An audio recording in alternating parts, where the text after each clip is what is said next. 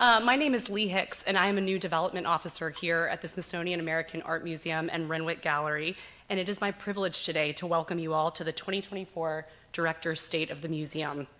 This event not only showcases our highlights from the past year and gives you a taste of what's to come in 2024 and beyond, but it also allows us to have a chance to say thank you. You all in the room represent some of our most generous donors, our most ardent supporters, our dedicated volunteers and thought partners, and SAAM friends. So we are immensely grateful to you all, not only for being with us on a Sunday afternoon, but for all you do in support of SAAM. Thank you. Two quick notes, sort of housekeeping as we get started. Please join us for a reception in the McAvoy lobby following the presentation. We'll have coffee and tea and light bites and conversation. And then please enjoy the galleries and linger a bit. I know we get an extra hour of sunshine and we are open until 7, so please stay and enjoy. Also, a quick membership pitch. If you are not currently a member of the Director's Circle or the SAAM Creatives and find yourself wishing to learn more about either program, please find me or any of my development office colleagues, and we'll be delighted to share more information with you all. Now, I think without further ado, please allow me to welcome to the stage and introduce our esteemed leader, the Margaret and Terry Stent Director, Stephanie Stebich. Oh my goodness. Yes, I'm so sorry, we have presents. I'm remiss in not, a little Vanna White moment from Stephanie here. This is our 2024 Smithsonian Engagement Calendar. Please find yours, which we'll be happy to send with you, upstairs at the registration table. Oh, a Bierstadt. We've got our beautiful, beautiful SAAM work there. So, all right, you're welcome. Thank you. Of the 155 million objects from the Smithsonian, they picked ours, our great Sierra Nevada. And it's still 2024, so I'm sure it'll be useful for you in some capacity. Gentle reminder to turn these pesky things off. I'm going to keep mine on just so I get a sense of time management. So we're thinking about 30 to 35 minutes of this sort of general update. Then you have the pleasure of hearing from Dr. Mary Savig and hear what's going on at the Renwick, particularly for 2026, and then we want to hear from you. So this is a chance for those questions that you often buttonhole me on. Now you can tell them to me directly, and we can answer it for everybody else. And then let's have some nosh and some company too. Okay, we have a lot to share with you. So again, thank you. Lee's been a terrific addition to the staff, and she'll be around to answer any questions. We have a full program. I just highlighted it for you, so buckle your seatbelts. We're about to blast off. Know how I very much look forward to greeting all of you today. And I thought you might want to know who the other smart and generous people are in the room today. Lee mentioned the Director's Circle group. It's the largest group in attendance here, and you are among our most generous supporters with education and exhibition projects that you help create for us. We have another group for the youngins called the SAAM Creatives, and this group enjoys late night and behind the scenes events. If you know people who've recently moved to DC, give them an invitation, a membership to SAAM Creatives. It's a nice way to connect them. We have our beloved docents and volunteers, and boy, are they busy. The galleries are hopping, a lot of tours going on. They are our warm face, our welcome for our visitors, and they're very well informed, of course. And I would be remiss if I didn't note, not only do they give us their time, they also give us some treasure, and I'm going to highlight a couple of docents in particular today. And then all of you are our annual donors, support us at the end of the year or in the middle of the year, and this unrestricted support lets us fill in where we have the greatest need. And of course, this place operates on the power of our staff, on our interns, on our very smart fellows, all working together to support the field of American art and craft. So today I have 3 topics. I thought I'd try to give you a sense of some of the trends in the sector, talk about how we're living our mission, a couple of previews as well, and then last but not least, again, what's on your mind? What is it that I can tell you that is important for you? So many people ask me, what keeps you up at night, Stephanie? So I thought I'd make a little slide. There's a lot that keeps me up at night. and my fellow directors in the sector. So museums are now really kind of a forum for contention. The societal issues and challenges, the hot topics, are also very much on site. These are forces buffeting art museums.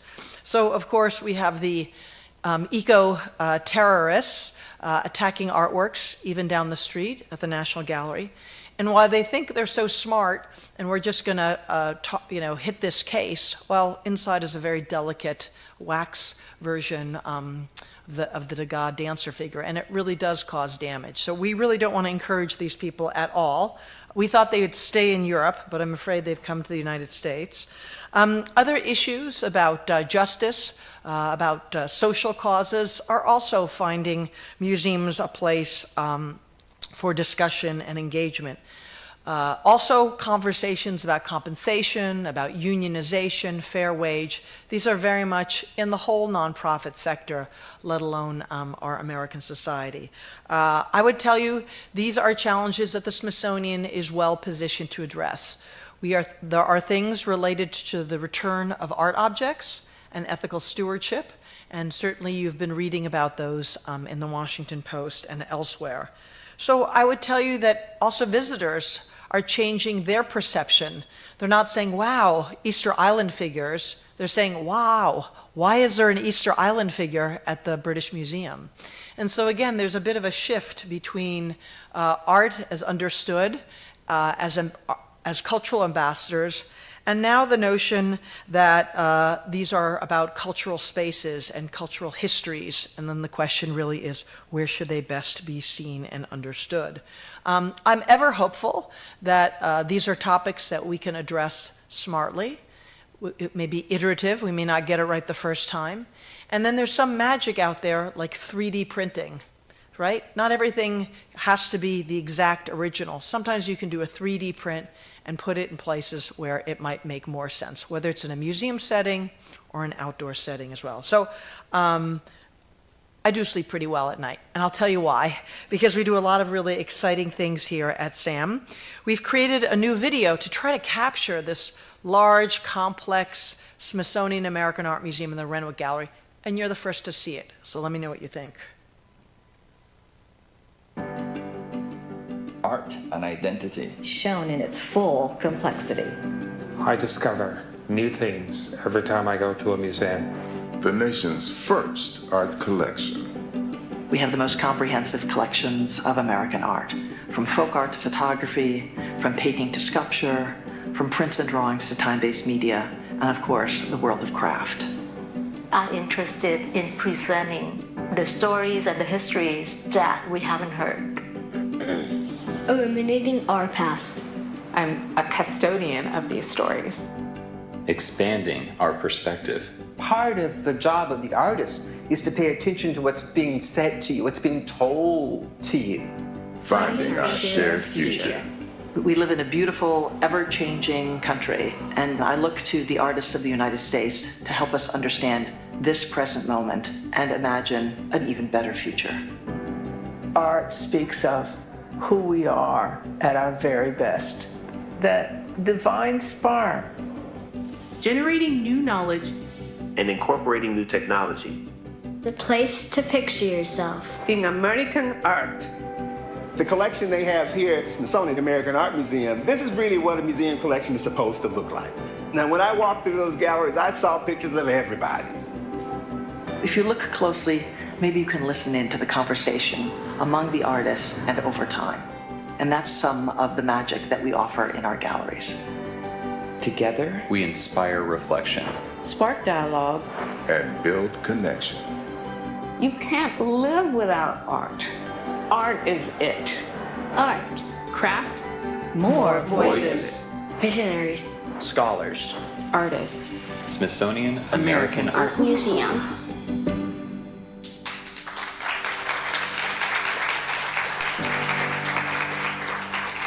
Okay, since you like it, I'm going to take it on the road. When I speak around the country, it's hard, again, to give a sense of the great variety of all we do here. I saw a lot of nodding heads, collections that may be familiar to you, exhibitions that you may be proud of as well, too. This was an important year for us post-pandemic, really thinking about our vision statement, really making sure that it is dynamic, it is current and relevant. And I really like this notion. Every word was test-driven. Should we be sharing the stories, or should we be telling the stories? I think sharing is a little bit more inclusive, and that's how we landed on that.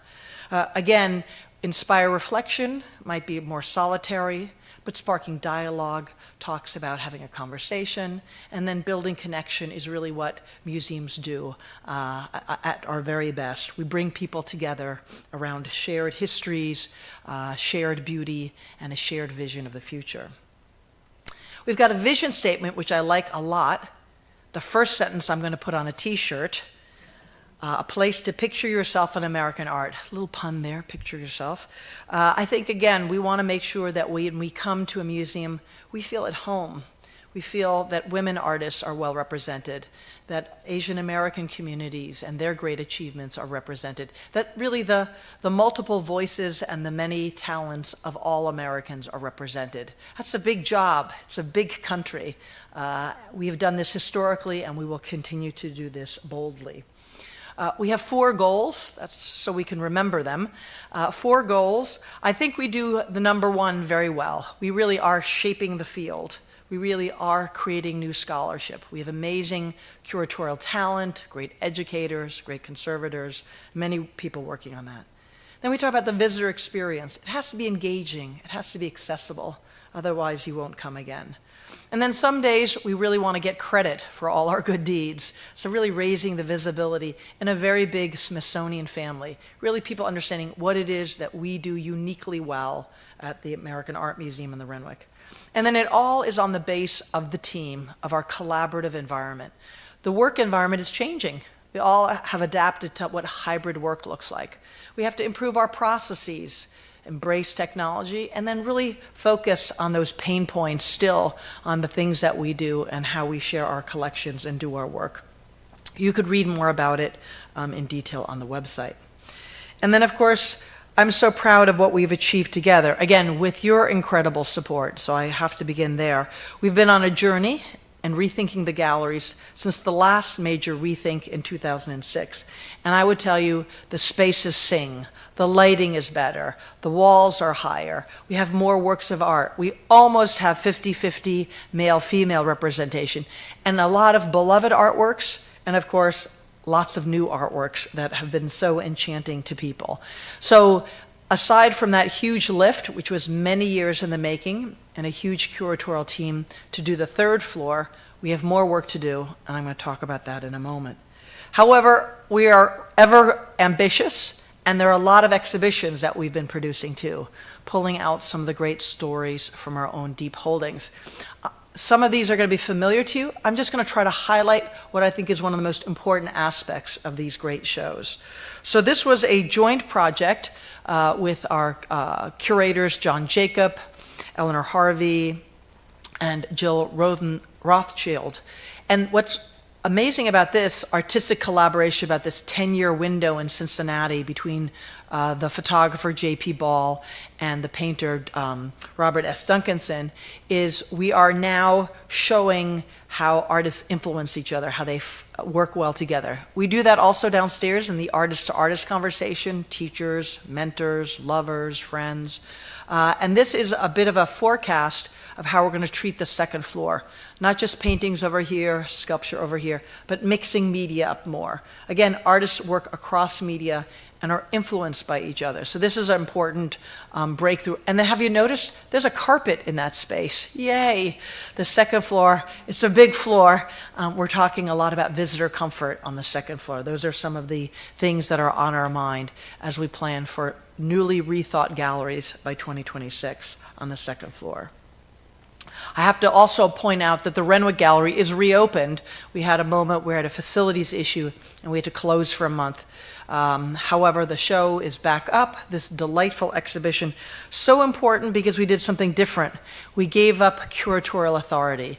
We worked with Native communities, Native Alaskan, Native American, a lot of new artwork commissioned. We bought a dog sled. I don't know what we're going to do with the dog sled afterwards, but we really invited these artists to do some of their biggest and boldest work, and I'm very proud of this project. And with every Renwick Invitational, we buy a few things for our own collections of the 7 artists featured in this exhibition. Another breakthrough show for us, again, all from our own holdings in this case, Alma Thomas, a DC legend who's now really better nationally recognized. And this exhibition will travel nationally. This is a project that Melissa Ho has led, and we really are happy to have the largest holdings of Alma Thomas towards the end of her life when she was most prolific, when she really could focus not on teaching, but on being an artist as well.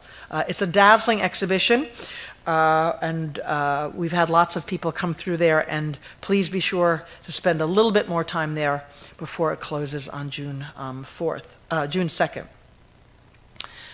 We have on the 3rd floor a dedicated space, the first time ever to time-based media, and Saisha Grayson did not disappoint.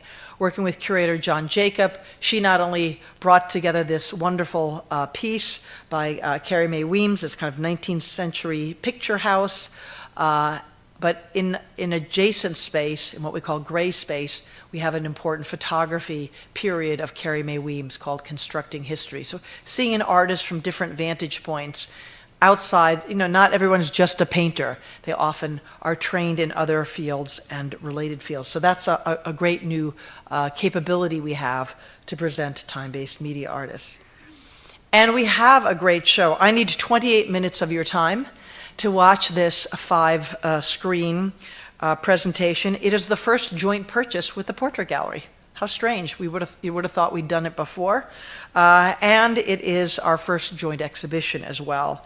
I was delighted to tour Associate Justice Ketanji Brown Jackson from the Supreme Court. She was mesmerized by this video. And then she said, "What do you have next?" And she said, "I'm coming for this." So this is the opening weekend. It opened yesterday. An exhibition I'm inordinately proud of. I might say that it is our best exhibition, right up there with Alexander von Humboldt. It has that mix of design, interpretation, curatorial, and conservation. So many people work together under the leadership of our senior curator, Virginia Mecklenburg. Lots to recommend to you. This is his most important body of work, and we have the mother holdings. It was the Herman Foundation, so important in supporting African American artists, who saved the work of an artist who was not well, had mental health issues at the end of his life, and found a home for these works when other museums simply weren't interested. We were told that we should offer them to other museums. We made phone calls. Nobody was interested. A few historically black colleges and university art galleries did take some works, and this was a chance to call some of those those works back to be seen with this larger show. It's a beautiful catalog as well, and since it's Women's History Month, there are many women he highlights, obviously Harriet Tubman, but how about our own Nanny Helen Burroughs, who has a school named for her in Washington, D.C., and of course here you see Marian Anderson as well depicted. So, preview of coming attractions, because I need you to know so that you can tell everybody else, and then you can bring people here to get excited about these projects. This too is a bit of a collaborative effort. Again, Virginia Mecklenburg, working with our self-taught and folk art curator Leslie Umberger, are celebrating a huge new gift to the museum. These Amish quilts, women not identified, but working in a community of faith, in the time period between 1880 to 1950, so a pretty big band. However, they had traditional patterns, and they also made great innovations during this time. So here are Faith and Stephen Brown, like you, living in Washington, D.C., at this case in the 1970s. And she says to him, "Honey, let's go to the Renwick and see this quilt exhibition." He says, "Nah, I'll pass." So needless to say, they go. He's all the better for going, and they fall in love with these Amish quilts.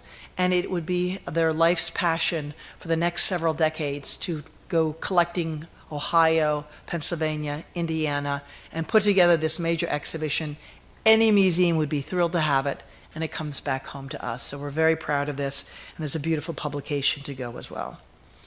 Also drawn from the collections, this is a show that got bounced around during the pandemic and was going to be in our main building, and now it's going to be featured at the Renwick.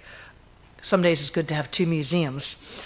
This is a project also amazing in that we have 33 artworks featured, a pretty broad time period, almost 100 years, 1918 to 2004. And what will you encounter? Sewn quilts, embroidered and beaded artworks, large-scale sculptures and assemblages, and woven tapestries and rugs. Really great American creativity. This is also a project, Virginia Mecklenburg again, Laura Fox and our own Mary Savig from the Renwick working on the project, and we're very grateful to the Archives of American Art, because they have very important artist interviews that we're going to feature in this show. I think it's going to be visually exciting and a real delight. And these are works that we can't put out so long, so we're really delighted to put a show like this together. It will not travel, so invite everybody to travel here to come see it. This is a project that has been many years in the making, with a very important premise. How does American sculpture reference race in America? How has that changed over time? How have contemporary artists taken on this challenge to ask bigger questions around racial identities and categories? And how have historic, often monumental sculptures given us one view, an incorrect view of our past and racial communities? So this is a show, maybe a third, two-thirds coming from our own collection, and some very important loans. This is also a group project. Karen Lemmy, our sculpture curator, Grace Yasamura, our assistant curator, and Tobias Wolford from Virginia Commonwealth University, putting together an exhibition that I've had a lot of requests to travel it. It's just too big and complicated. So unfortunately, it won't travel, but we'll have it up for a good long time at SAAM.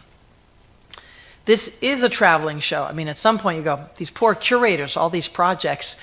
This is a traveling show, but we have a major fingerprint in this, in Melissa Ho, writing for the essay.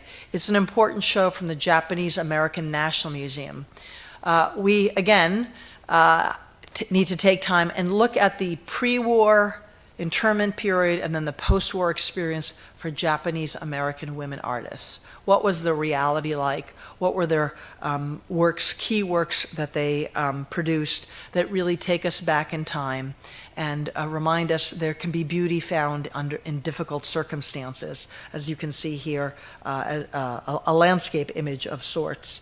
It's also as much what they don't depict as what they choose to depict in these cases. It's an important show, and we're building our Asian American collections, I'm proud to tell you. Traveling exhibitions, I know you travel. Wouldn't it be nice to go to a museum and go, oh, there it is from the American Art Museum. It's part of our mission, too, to make sure the collections are shared. These are the national collections of American art. And so you might be surprised that Ginny Ruffner is still on the road. This is a show from 2019, wildly popular, using augmented reality.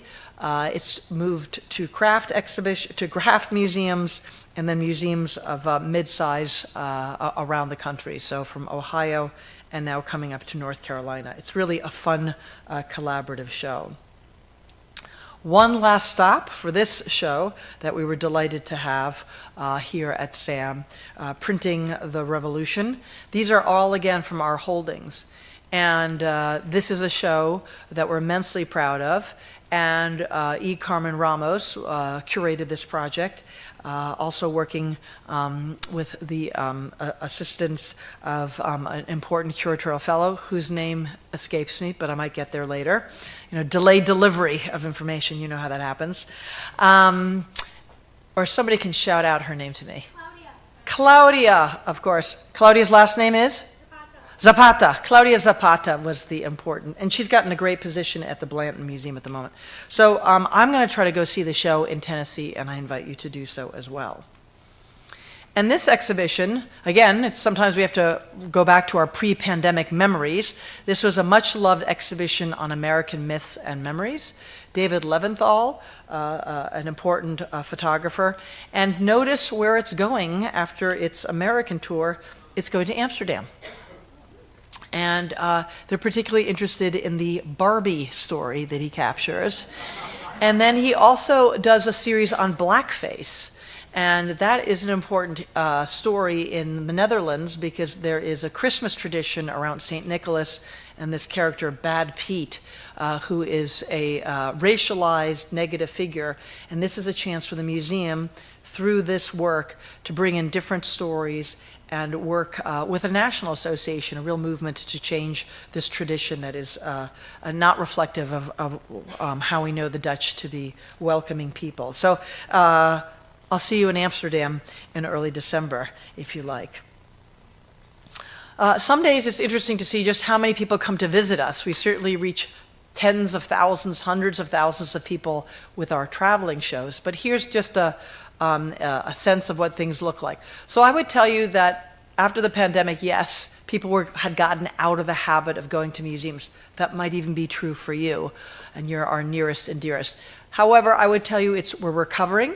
Helps if you have an orchid exhibition, helps if you have these wonderful projects that I highlighted that are up in the galleries. And so we're seeing actually an increase in attendance, at least in this main building. Now, we love the Renwick, and the Renwick will catch up, but they were just closed for a month. So they will get back to their strong numbers again for that facilities project. I know you read the news carefully. I just want to tell you how proud I am that we have gotten great national coverage, not only of the third floor galleries that we've reopened, but great reviews and commentaries in the New York Times and Travel and Leisure and Forbes and various outlets as well too. And I love it, that one weekend where we were on NBC and CBS. I don't know what was happening with ABC. They must not have been paying attention. In the news for you too is we have some great leadership and new additions to the team. Bob Davidson, who's a terrific leader, was chair of the board of Morehouse College and Pasadena Art and Design, and an important collector of modern African American art, is now our board chair. He was the head of a collection committee, and so many of the great works hanging on the third floor came in during his tenure. And on Monday, but I'm not allowed to say today, on Monday, I believe we are announcing our inaugural Augusta Savig Curator of African American Art, an important position, and boy, do we have a great hire. I'm very much looking forward to working with this individual and adding strength to strength on our curatorial team. We also have great conservators, and you know that. Some of you had enjoyed peeking in to see the conservators at work. Normally, you have to go up to the third floor, the Luce Lunder Center, but in this case, we brought it to the first floor because our beloved Hampton Throne, what you're seeing on view in the galleries is only a third of what we have. So this was a chance to pull out 2/3, over 180 objects for closer cleaning and inspection and care and digitization, because in the future, I don't have a date yet, we're going to do a big James Hampton exhibition. This is his masterwork. Very little is known about him, and we have to do the show, so stay tuned. Again, we had lots of people who interacted with the conservators, asking about their technique, travelers from around the country, whoops, I'm sorry, I'm a slide behind in my own head because I got the screen here. So we had some public hours to see the Hampton Throne, and I hope you got a chance to interact with the conservators as well. We also introduced something new. We have incredible docents. They're really well educated, and they make a visit very engaging and important for us. We also added technology for when the docent simply isn't there. And this is a technology, Smartify, that you may have encountered in over 700 other museums across the world, from the Netherlands to the United Kingdom.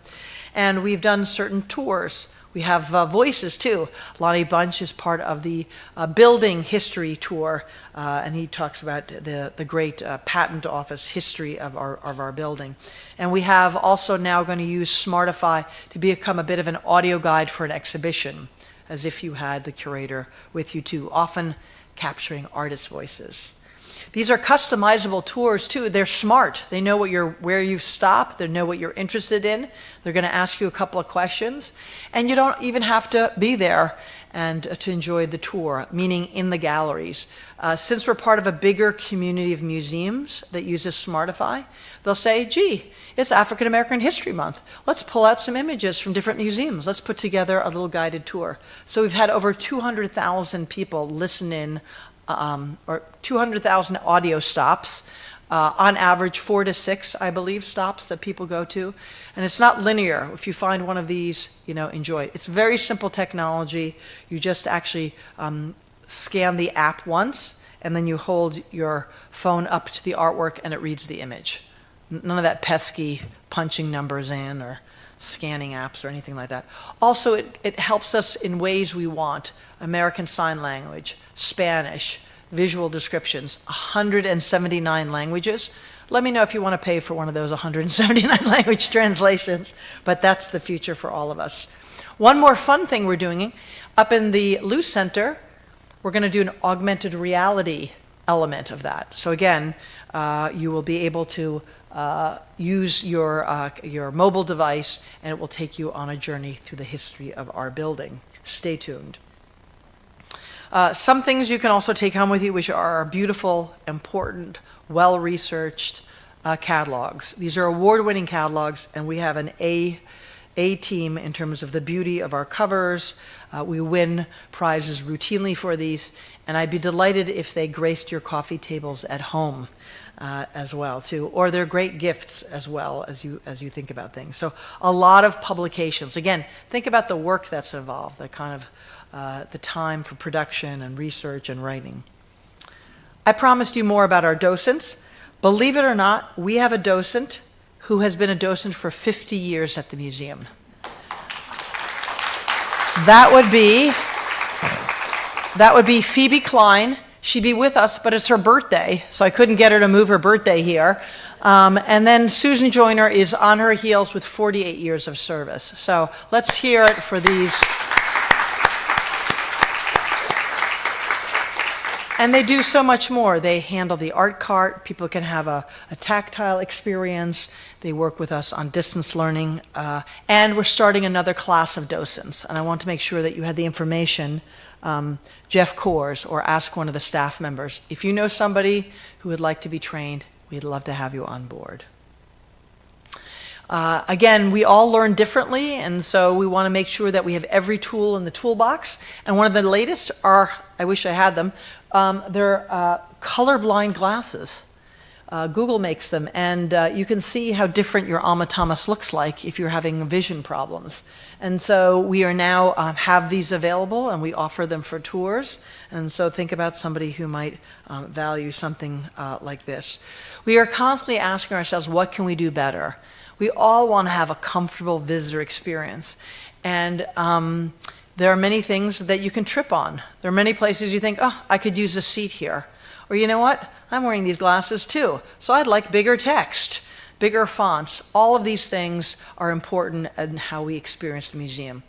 All of us can be more comfortable if we're more mindful of these accessibility areas. And I'm so grateful to the folks at the Renwick Gallery who are really leading this effort. Hold on a second.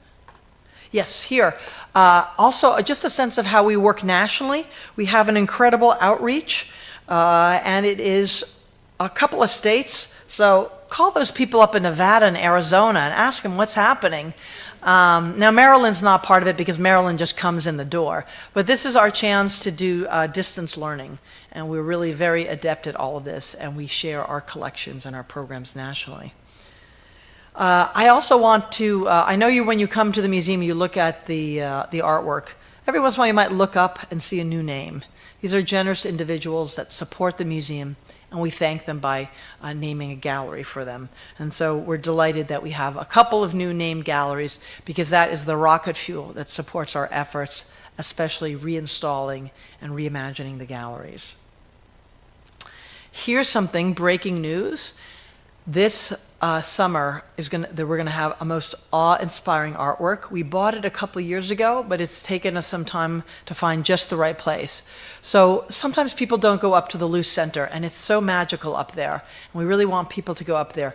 Glenn Kaino, a Japanese-American artist based in Los Angeles, fell in love with Tommy Smith and his remarkable story, the 1968 Mexico City Olympics and his black protest moment.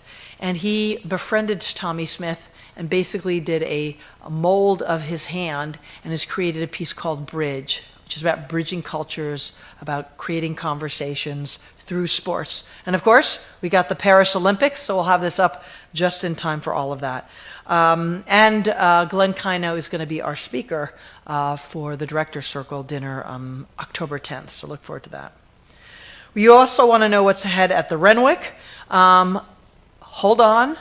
Mary will tell you the good news, but I'm here to tell you we're going to take the Janet Eckelman down, so take a little more time lying underneath it and telling everybody, because we're going to put something really fabulous up there in 2025. And the red carpet.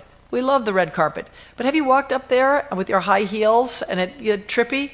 We don't need people to trip on that. We're kind of rethinking how we can still have a bold entry and find a smoother carpeting solution.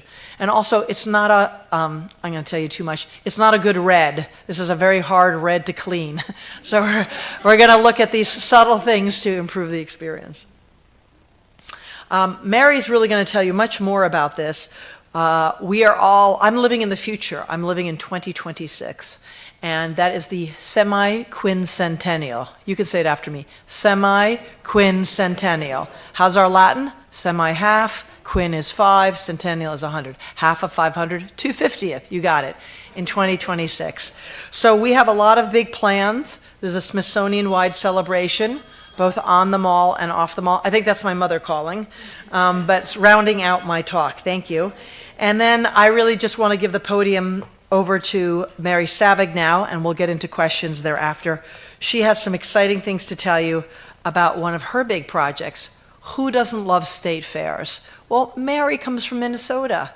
It's the great Minnesota get-together, the state fair. She was educated at the University of Wisconsin-Madison, and in 2019 got her PhD at the University of Maryland. She's done important work at the Archives of American Art on oral histories of craft artists, and we're delighted she is our Lloyd Herman Curator of Craft, and at the moment, our interim head, as Nora Atkinson got a plum job in San Francisco at the museum there. Mary?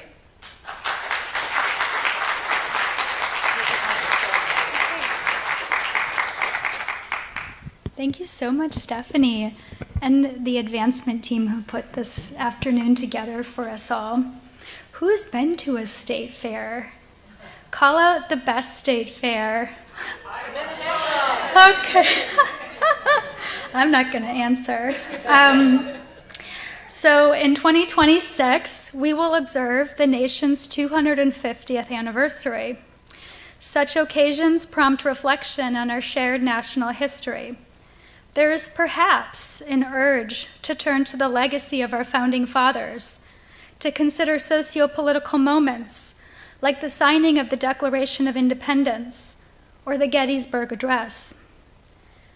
Perhaps this is what we might expect, but not what I have planned.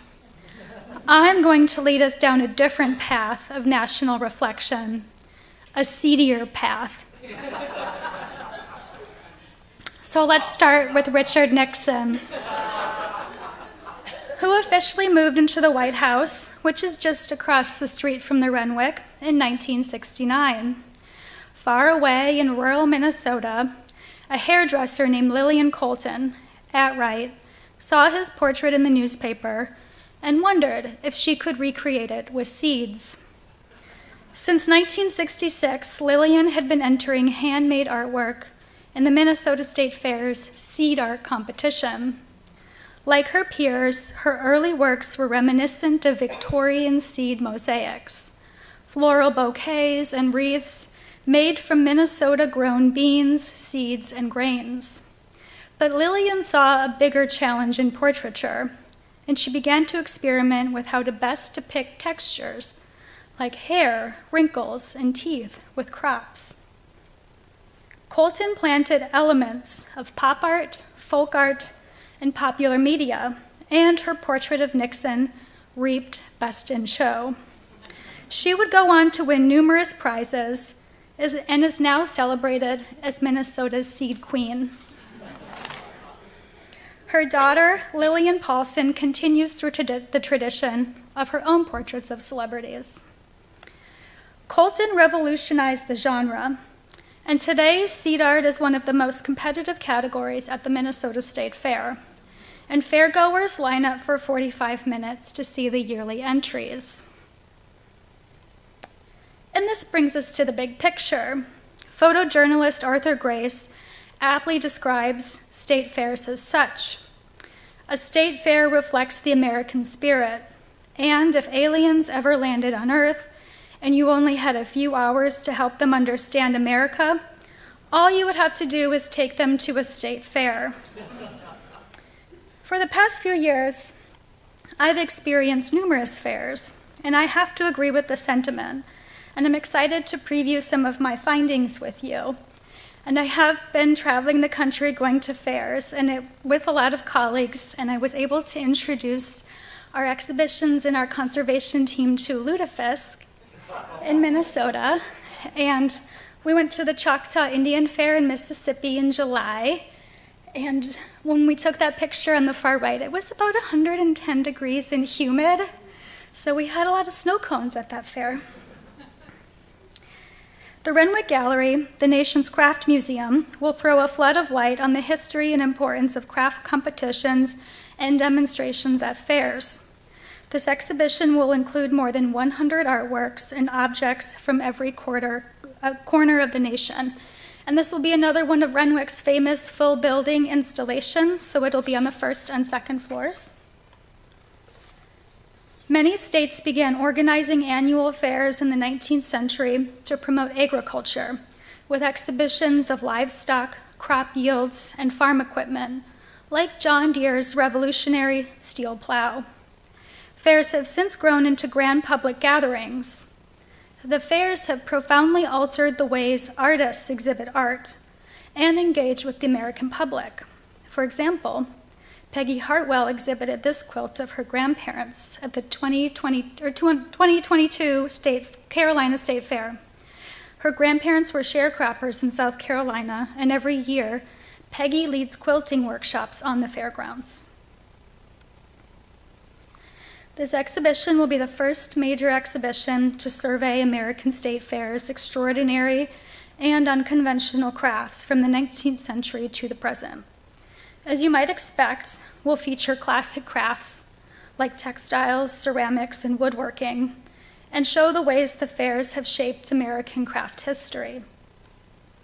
The exhibition will also celebrate unique fair features like pageant regalia, rodeo gear, and yes, butter sculpture, to bring national focus to many artists and communities commonly left out of the American art story.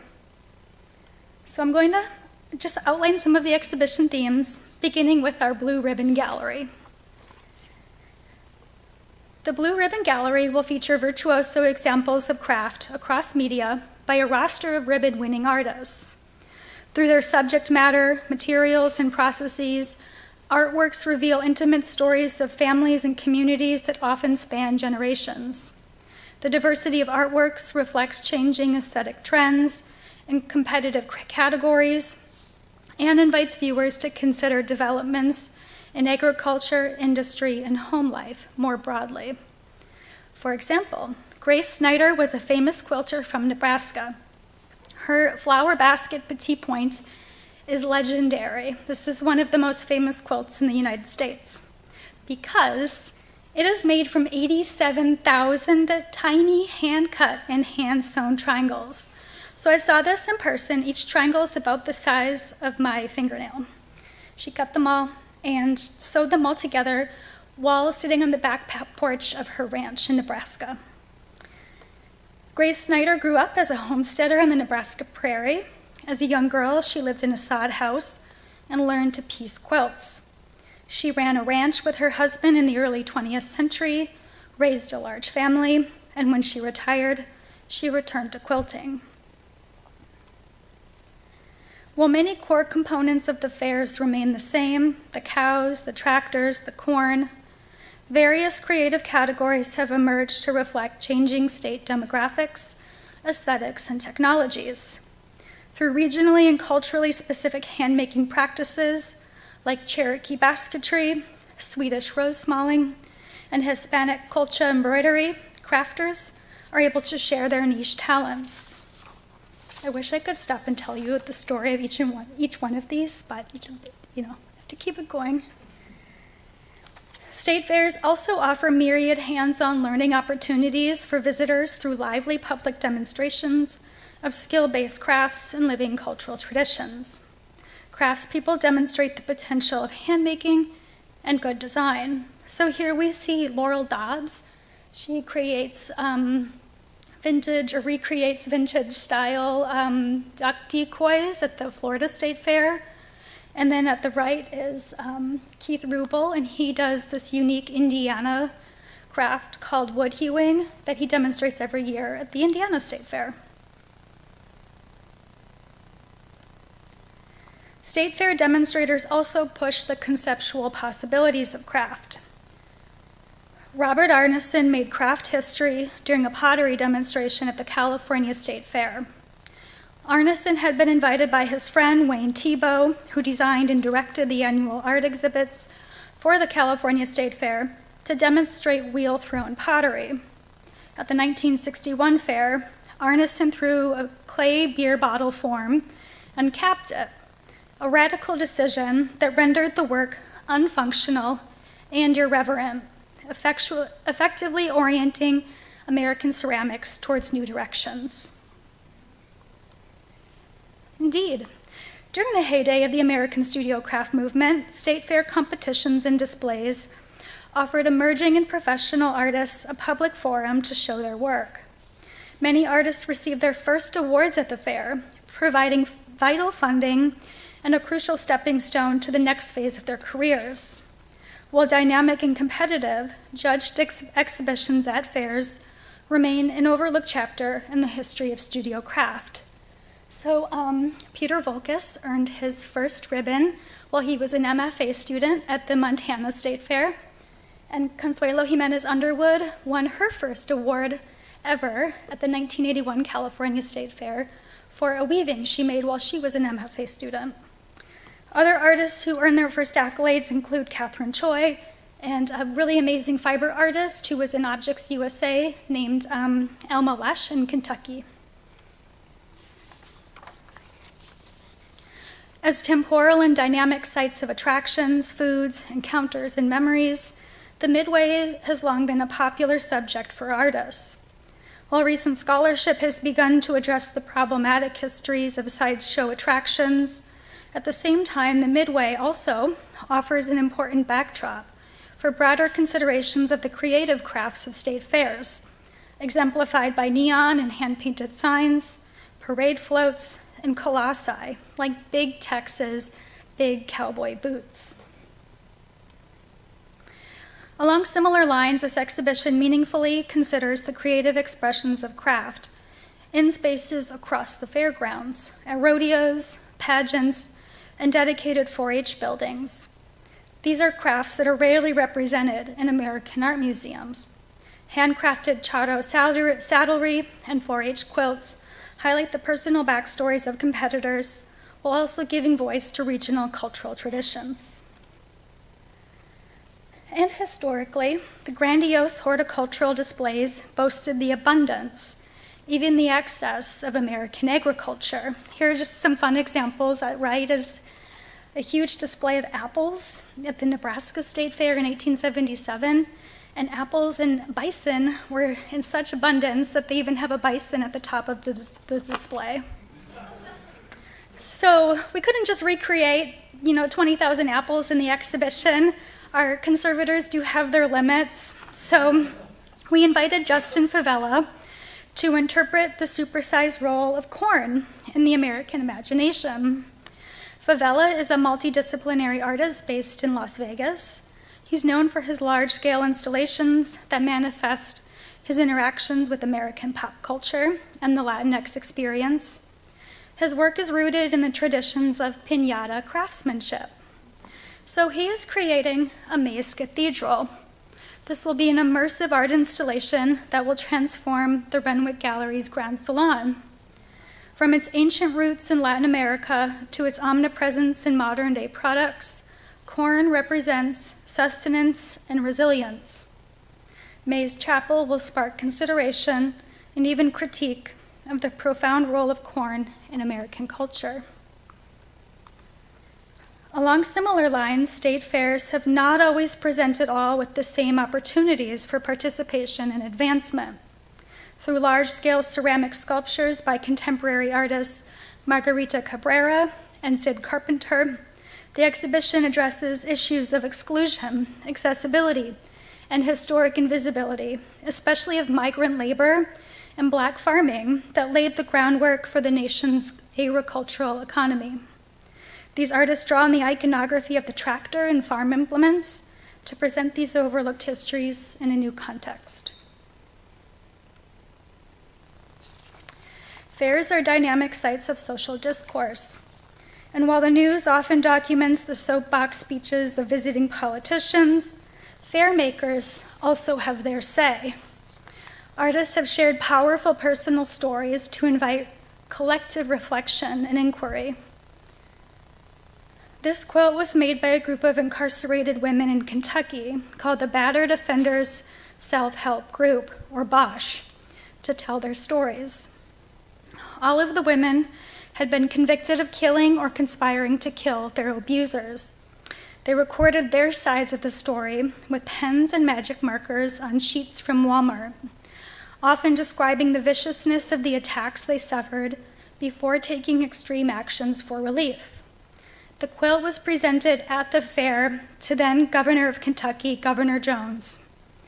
Months later, Jones commuted the sentences of 9 women in Bosch who had been imprisoned for killing or wounding their alleged abusers, and several Bosch members were also granted immediate parole.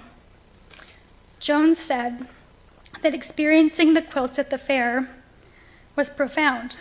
Had the quilt not been made, quote, I am quite confident that I, in the midst of all the other responsibilities of my job, would not have looked into this issue in the in-depth way that I did.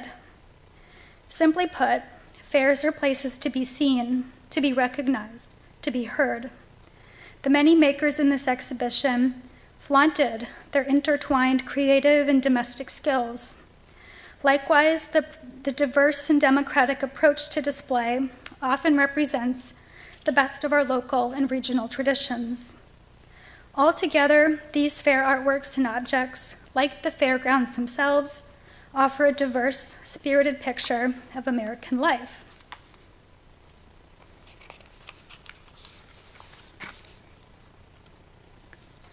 The State Fair is a signature exhibition of the Smithsonian's observation of the 250th anniversary of the Declaration of Independence.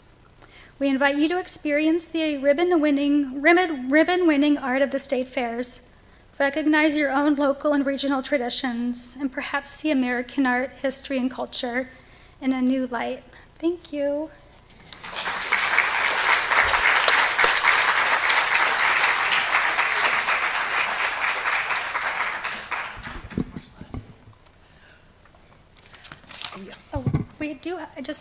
I know I can't wait for state fairs, but we have several programs in the meantime. Here's an upcoming roster of public programs, including the Charles C. Eldridge Prize Lecture on March 21st, the wildly popular Cherry Blossom Festival on Saturday, March 23rd, a jazz concert on the 18th, and several Directors Circle events coming up in April, June, and October to look forward to. We'll answer some questions. Thank you.